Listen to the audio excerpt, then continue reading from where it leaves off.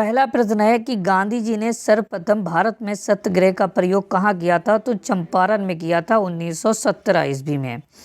भारत छोड़ो आंदोलन कांग्रेस ने कब शुरू किया था? 8 अगस्त 1942 ईस्वी को। स्वराज मेरा जन्म सिद्ध अधिकार है या किसने कहा? लोकमान्य तिलक जी ने कहा था। महात्मा गांधी जी के असहयोग आंदोलन के दौरान किसने अपनी वकालत छोड़ दी थी? तो मोतीलाल नेहरू जी ने छोड़ दी थी। निम्नलिखित में से नमक सत्याग्रह के दौरान निम्नलिखित में से कौन गांधी जी से जुड़ी?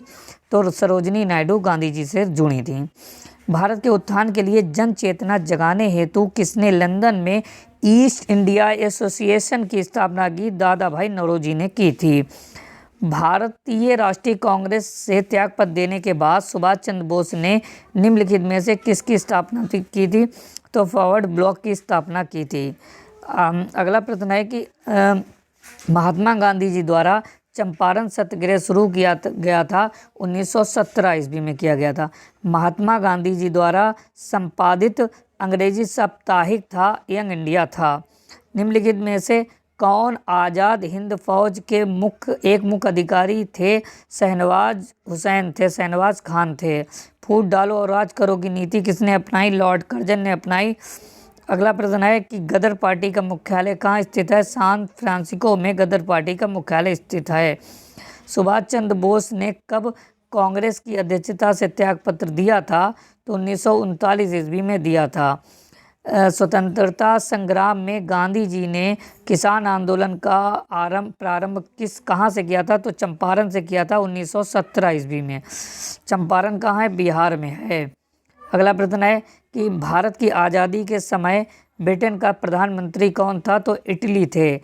1935 के भारत सरकार अधिनियम किस निर्णय से संबंधित है? तो प्रांतीय स्वतंत्रता से संबंधित हैं। भारत छोड़ो आंदोलन कब शुरू हुआ? 8 अगस्त 1942 ईस्वी को। 1905 में सर्वेंट ऑफ इंडिया सोसाइटी को किसने आरंभ किया? तो गोपाल कृष्ण गोखले ने आरंभ किया। दिल्ली चलो का नारा किसने दिया? सुभाष चंद्र बोस ने दिल्ली चलो का नारा दिया। किस कांड के कारण असहयोग आंदोलन बंद करना पड़ा? तो 4 फरवरी 1922 को चौरी चौरा कांड की वजह से असहयोग आंदोलन बंद करना पड़ा और असहयोग आंदोलन 1920 से 1922 के मध्य चला था। निम्नलिखित में से कौन सीमांत गांधी के नाम से जाना जाता है? बहुत महत्वपूर्ण प्रश्न है। खान अब्दुल गफ्फार कहाँ? भारतीय राष्ट्रीय कांग्रेस की प्रथम महिला अध्यक्ष कौन थी? तो भारतीय राष्ट्रीय कांग्रेस की पहली महिला अध्यक्ष एनी बेसेंट थी। 1917 में बनी थी। और भारतीय राष्ट्रीय कांग्रेस की पहली भारतीय महिला अध्यक्ष जो थी वह सरोजिनी नायडू थी, जो 1925 के अधिवेशन में बनी थी। अगला है कि केंद्र राज्यों के प्रशासनिक संबंध भारतीय संविधान के किस अनुच्छेद में दिए गए हैं? तो अनुच्छेद 352 से 356 के मध्य दिए हैं।